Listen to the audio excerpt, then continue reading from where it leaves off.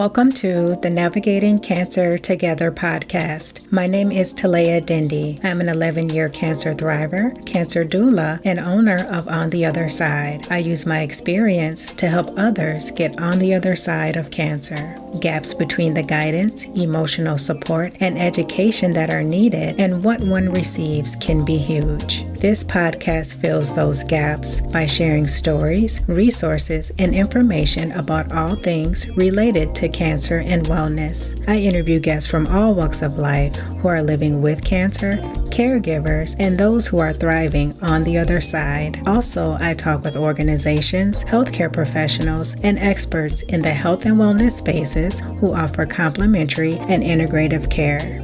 Join me. We are in this together. Disclaimer: the purpose of this podcast is to educate and to inform. The podcast is provided on the understanding that it does not constitute medical or other professional advice or services. It is not a substitute for professional care by a doctor or other qualified medical professionals and is not intended for the use in the diagnosis or treatment of individual conditions. Guests who speak in a podcast express their own opinions, experience, and conclusions. Neither Talea Dindy, Navigating Cancer Together, On the Other Side LC, nor any of its affiliates endorses, supports, or opposes any treatment option or other matter discussed in a podcast. The mention of any product, service, organization, activity, or therapy on a podcast should not be construed as an endorsement. Hello, everyone. This is Talea Dindy from On the Other Side Life, and you're listening to the Navigating Cancer Together podcast, the show that has something for everyone facing cancer. Why? Because everyone is different with different needs, beliefs, and perspectives. Thank you for joining us for this episode. I encourage you to open your minds and your hearts. Today, our very special guest is Miss Freddye Stover. Miss Freddye has been an RN for 35 years. She is the mother of 2 sons. She is also a vocalist in 2 bands. She sings blues, gospel, classic rock, and R&B. She has been performing since 1996, and Miss Freddye also volunteers for charity events every year. She is also a breast cancer survivor. Miss Freddye, thank you so much for joining us today, and welcome. Oh, thank you for having me. I do appreciate it. Miss Freddye, you are a breast cancer survivor, as I just mentioned. Please tell the audience a little bit more about your cancer journey. Cancer journey was difficult both times. The first time it was found breast cancer, actually it was the right breast, and it was found by accident. I went to my OBGYN, I called and I was having some other issues and went into the office, got my checkup, prescribed, what he needed to do. And then he said, by the way, when was your last mammogram or have you had one yet? And I'm like, ugh. And I knew better being a nurse. I knew better. And I said, I haven't had one. Or if I did, it's been a while. So he ordered one and they found something. Then it took from June to August because I had to go through a lot of diagnostic testing. And the biopsy came back. It was positive for breast cancer in situ, which means it was contained into the milk ducts. Of course, I was devastated. I said, I do my breast exam every month, once a month, and I could tell something just wasn't, if something wasn't right, which had no sign, no nothing. After crying for 24 hours straight, that means lack of sleep, just crying, it was like a pity party. Usually I'm strong, take care of cancer patients as a bedside nurse, and then you end up with cancer. I kind of felt like, why me? What did I do? I don't deserve this. This is not my time to get this. Am I going to die? How has it spread? Which it did not spread. It was contained. Good. So the only reason why I got out of crying 24 hours, my mother happened to call me the next day and I was just crying and sobbing. She really didn't know what to say because my mother also was diagnosed with breast cancer when I finished nursing school. Like that month I graduated, she was diagnosed. And so here I am. She said, I don't know what to say to you or, what to tell you to do. She said, but you got to remember you have the kids. You have to get it together for the kids. And then something just snapped inside of me as if, oh, okay, wait a minute. She's right. After we hung up, I sat there and I thought about it for a while. And I said, my mom's right, because she's already had cancer twice herself. And she's the matriarch of our family. So she must know what she's talking about. And plus, God probably was talking to me through her too. Absolutely. Thank you so much for sharing that, Miss Freddye. Sure. I think that you really did the right thing by crying and getting it out because, like your mother said, it's like you have to face it. And taking the time for yourself to just really work through those emotions so that you could really step into your power and face cancer, I think was a wise choice. And also the fact that unfortunately your mother had breast cancer, but thankfully there was someone really close to you who you could talk to about it. My mother, and some people nowadays wouldn't understand, but she was from the old school. There's certain things that you did not discuss, like what's going on. And my mother had to have a mastectomy. So she did wear the false breasts and all that. And she really didn't talk about it. And I didn't press her to talk about her cancers, both of them. I understood where she's coming from. But me, on the other hand, I always encourage my patients, you don't have to tell the whole world what's going on with you if you're not comfortable with that. If you have a person you're close to, or if you want to join a support group, the key is, or if you are a person of deep faith, take your talk to God. Whatever you have to do, you should not hold it in. So my mother, I know my mother was faith-based, but she also was a stern Southern woman. Yes. Too. And knowing that she's the head of the family, she had to be strong. In her eyes, you could not show any sign of weakness. Yeah. Freddye, you mentioned like a support group, but did you talk with a therapist or anything like that regarding your cancer diagnosis? You know what? The first time I did not, because I had my friends rally around me, nurses that I worked with on the floor, and they would come and visit me. There were aides that I worked with, the nurses on the floor. They come, and then I would joke, and they thought I was the most morbid person on the planet. I said, but you all don't understand. Had this not been found by accident, I wouldn't be here talking to you. I said it probably would have spread. But the second time I did, when I was diagnosed with the left breast, I did go talk to a therapist because I was getting chemotherapy, and I used to give chemo, and the kind of chemo that I was getting, it terrified me. Getting my first dose, as I saw it moving through the IV tubing, I had to have them stop several times. And then they end up giving me Ativan to calm me because I was freaking out. My anxiety level went through the roof. My blood pressure went up. The nurse practitioner in the medical oncology practice suggested you need to talk to somebody. So I went to talk to a therapist like 2 or 3 times. And then I was okay after that. And then, of course, by the time my treatment, like towards my last treatment, I didn't have to have anything for my anxiety. But the first 2 times, I'm like, you got to give me something. So yeah, I did. I just wanted to vent. Good. I can relate to especially that first chemotherapy session because I actually started crying a little bit. A tear actually rolled down my cheek. And it was because I didn't know what was going to happen, what things were going to look like after. I knew that in some ways I would be different once that chemotherapy entered my body. So it felt like I was looking at my old self. And that's the effect that I guess chemotherapy can have on you. It is terrifying in a sense.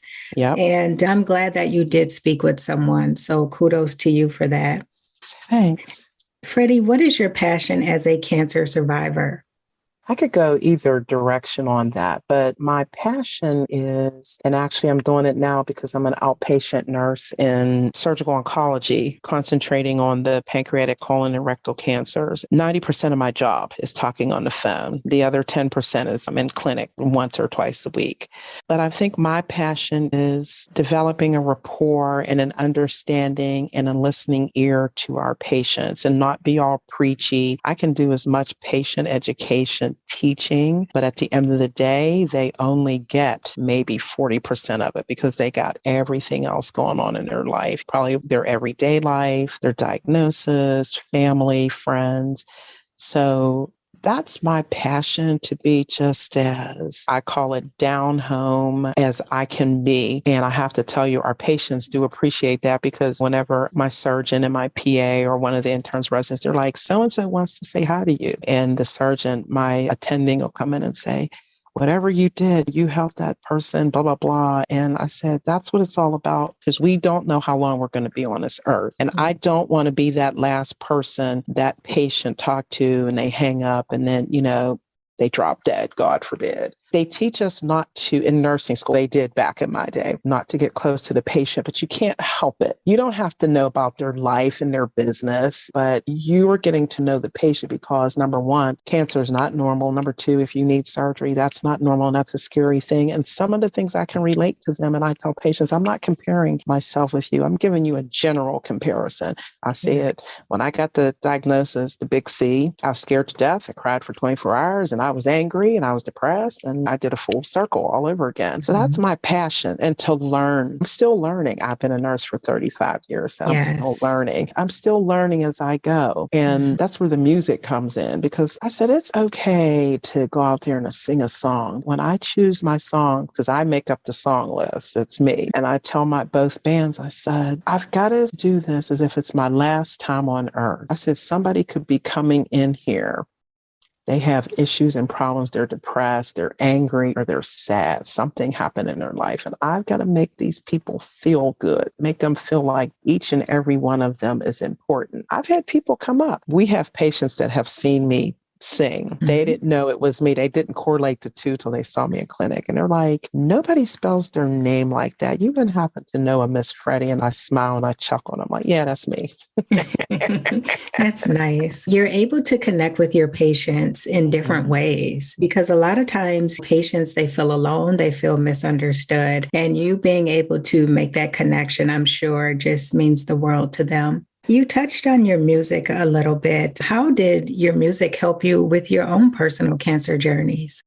Well, I had started out in 96 in a band. And then by the time 1998 came around, my first one, not so much. My focus, the first diagnosis was, I actually got a book from one of my friends called Chicken Soup I think it was for the Mother's Soul. And it was very inspirational. I was so inspired by that. But the second time I was diagnosed with cancer, the music played a big part of it, to the point I had my surgery on a Wednesday. I got out on a Friday. I had a show that Friday night in the venue.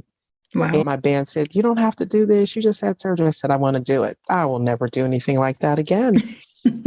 I wasn't so much in pain, but I was tired and I was swollen, being on my feet for 3 hours. And I said, okay, I won't do that again. But I still did my shows. I didn't do too much through that year in 2004 because of the journey that I was going through with infections, starting chemo, being stubborn, almost died, just ignoring signs. I'm like, I know better. As time went on, I said, I should practice what I preach. I should embrace what I tell my patients for my own sake, because if people see that you're doing something for your own sake, but it's also for their sake, they can feel that energy. They can pick that up. So that's where the music comes in. And it has been helpful, especially with the loss of, like, my mother ended up passing away of 2 cancers in 2015. Thanks. My dad died in 2008 of cancer. The music was there. It was a healer. Definitely. It's a blessing that you have that way to self-soothe yourself. In addition to helping others, having that music for yourself is a blessing. For sure. Freddye, what advice would you give to other survivors? I would say, first of all, make sure you take care of yourself. If you can take care of the whole self. And when I say take care of yourself not only physically, but take care of yourself mentally, spiritually, emotionally. Give yourself room to breathe. You cannot take care of the whole world. Wouldn't that be wonderful if we could take care of the whole world and ourselves? That ain't happening. Don't even try it. Don't even think it, because it'll overwhelm you. And then, most of all, learn from your experience and never take anything for granted, because life is too short. And always keep in the back of your head, yes, there are days that I may think I have this, and there's days that I may not have this. Always find that support person, be it spiritually, a support something, or in the physical sense, like somebody if it's a group, if it's a close friend, if it's a relative. Take care of that self. Self is so important at the end of the day. Great advice, Freddye. And I agree with you. Taking care of the whole self is very critical, actually, to not only your well-being, but your happiness. So finding ways to do that is important. Exactly. Freddye, how has cancer and being a nurse changed your life? Nursing has been my passion forever, 35 years. Yeah. But I don't know what drawn me to take care to become a surgical nurse and then to focus on cancer. It fell in my lap and I just went with the flow. Didn't take a second look because I could have did any kind of nursing from trauma to emergency room. But I don't know. I was just drawn to it. And I don't know if that's because my mother's diagnosis or, it's just, and I love to talk to people because I have stage fright. I used to have it so bad.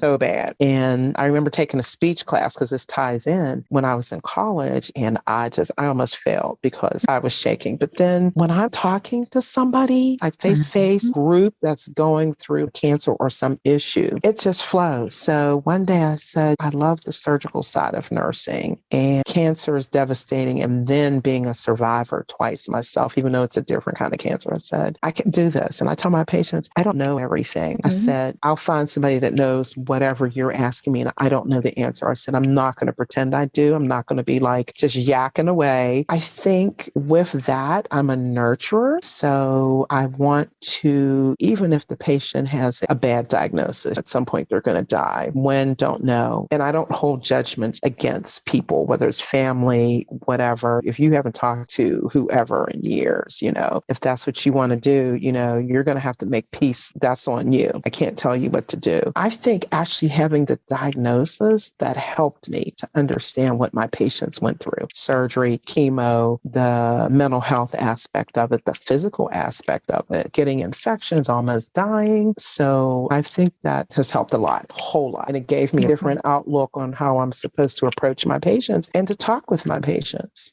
It also, I bet, puts the patients at ease as well, knowing that they're talking to someone who gets it. Yeah, absolutely. I agree. And I think that is so very important. And I respect our patients because I have talked patients, it's a term that we use, off the ledge. People are so scared to death. And I don't sit there. And even if I meet them in clinic face to face, I notice some people, they don't know what to say. It just comes out, me talking. I don't know how that's happening, but I tell people, I said, I think that's God's business. And this is what I'm supposed to do. I get it. Freddye, based on your experience and profession, what are some things that people impacted by cancer need from the healthcare system or their healthcare team that they are not getting? What can be improved? Let's see. I think for the most part, and I think it's getting better from what I am witnessing, is the healthcare providers, whether it's your surgeon, your medical oncologist, your social worker, your nutritionist, whoever, is to be upfront with the patient. Patients, a lot of them, am I going to die? How much time do I have? A lot of them want you to be upfront. You probably cannot predict. You can tell them this is your treatment options based on your cancer and how it's going. But a lot of patients appreciate the fact that their pathology reports come back. Please call them in a timely fashion. I know practices can be very busy. The other thing is if they have questions, make sure you have somebody on board who can answer them and be open to your patients being angry because of the diagnosis or your patient being so grateful that they want to just hug you forever. I think being upfront, being honest with the patient about their diagnosis, no matter if it's a bad diagnosis or if it's a great diagnosis, just be upfront. And I think we need to work more and more on that as healthcare professionals. I totally agree. What are the things that caregivers, loved ones, and friends can do to support someone who has cancer? Oh, wow. Okay. I've been on the side of being a caregiver. And this is what I tell patients and their families when I first meet them. We may have some patients who they're very stoic. They know what's going on. They've accepted it and all that. And then their loved ones are crying and just so angry, confused. This is how they act all the time. Or you have some like me joke. They're laughing and it's the loved one or whoever. I don't think it's funny. What I tell patients and their loved ones, whoever is going to be in their life, helping them, their advocates, you have to understand one thing. Number one, it's not normal to have cancer. Number two, this is probably the best way this person knows how, the patient knows how to deal with it. Number three, you're going to have to figure out a way. If the patient is, I want my life saved, do everything you can, you're going to have to be in the corner. Or if the patient says, you know what, I just want to live my life. I want to have some quality. I don't want to go through all of that. You have to be accepting. You cannot force the patient to do something because it's in your best interest. It's not fair because it causes a lot of friction. I've seen it, and I've been on both sides of the candle, and it's terrifying for the caregivers and the loved ones. I tell them, I'm like, you got to look at it. You cannot imagine yourself with cancer. And if you've been a cancer survivor, now you're the caregiver, go back and think of what you went through and how it was and what was going on. No two people, I tell them, are alike when it comes to how you think and feel and what you think is best for the person that has cancer, because it's not fair to neither one of you at the end of the day. So that would be my advice. Miss Freddye, please tell us more about the charity work that you do. Oh, geez. Where do I begin? When it comes to cancer, it started out probably about 15 years ago. The music, I would get called to do the Relay for Life in a couple areas around surrounding areas in Pittsburgh, and just put on like an hour show or something, just play while the runners and the walkers were doing their relay. I've done some things in the past called Battle of the Bands, and it's for the Surgical Oncology Nurses Group here in Pittsburgh, and they would put on a fundraiser, and they would have local bands come in and just battle, and whoever won. I've won twice. Other charity work I do for to save a playground every year for kids so they have somewhere to go and play and raise money. And then there's an organization called Band Together for folks on the autism spectrum. And I've actually met people on the autism spectrum with cancer. And I just could not imagine, because my youngest is on the spectrum. That is very scary to me out of anything. But yeah, that's the charity work. It's usually through music. I volunteer my time and just sing while the fundraising event's going on. Wonderful. I love that. You're taking your experience and you're helping others in different ways. And you're right. I couldn't imagine having autism and then cancer as well. It just adds an additional layer of challenges. Exactly. Miss Freddye, who are your inspirations? My mother's my big inspiration as far as the strength. And she was going to be a nurse at one time, and then she changed her mind. So she was like the neighborhood caregiver. If something happened with a kid, if they got hurt or something, she took care of them or right there at the moment. And then as far as becoming a nurse, there were two nurses. And actually, I worked at an outpatient center back in the 80s. And there was the director of nursing, and then it was the manager. The director of nursing, she was smart, African-American, both of them. She was smart. She knew everything, and so did the manager. And unfortunately, the director of nursing, I found out several years ago, she had died of esophageal cancer. And I said, wow, that's just heartbreaking. But the other manager, she's still alive, and we're Facebook friends. And every time Nursing Week comes around, I always mention those two, because I was so inspired being in my 20s and watching them, how they worked and how they did their things. And they were smart. And I said, I want to go to nursing school. So when I applied to nursing school and I got in, they were like, oh, that's great. They were very proud that I took that path. Those are my inspirations. Throughout the years, I've had different people inspire me. I've actually had some friends who became nurses because of me. So that's inspirational to me, that I was able to make an impact. Matter of fact, I have a niece that's in nursing school right now. And I said, what made you want to be a nurse? So like that. She's like, well, it's because of you, Aunt Freddye. And I'm like, oh, okay. She lives in a different city. She's watching, she's seen how I conduct myself. I said, yeah. I said, at the end of the day, it's not about me. And I love taking care of people. I said, if I had been a secretary, executive assistant, I love maneuvering people's schedules and calendars. And I said, but I became a nurse. So it's a little bit more in depth, I think. So those are my inspirations throughout my years. And I'm still being inspired by a lot of people, like even the team that I work with, such a good team. And I want to retire at the end of next year. And I'm like, yeah, I'm taking a deep breath. And I'm like, I don't know. We'll see what happens. But my team is very inspiring. The surgeon I work for, he's a great surgeon. His patients love him. That's what I can say. Thank you so much for sharing your inspiration. Oh, yeah, you're welcome. Where can people find you and learn more about your concerts? They can go to my website, missfreddye.com, MissFreddye.com. Miss Freddye, I want to thank you so much for joining us today. You're very welcome, and thank you for having me. I do appreciate it. And thank you for what you're doing for us survivors and even those in memory. It's greatly appreciated. Thank you as well. Before we end today, I would like to give a shout out to the listeners. Thank you for joining us. If you enjoyed this episode, please share, follow, or subscribe so that you can easily find my podcast and listen again. Until next time, let's keep navigating cancer together. Take care. Thanks for listening to this episode of Navigating Cancer Together. I hope you enjoyed it. Please be sure to subscribe, and if you enjoyed the show, please share or tell your friends and family about it.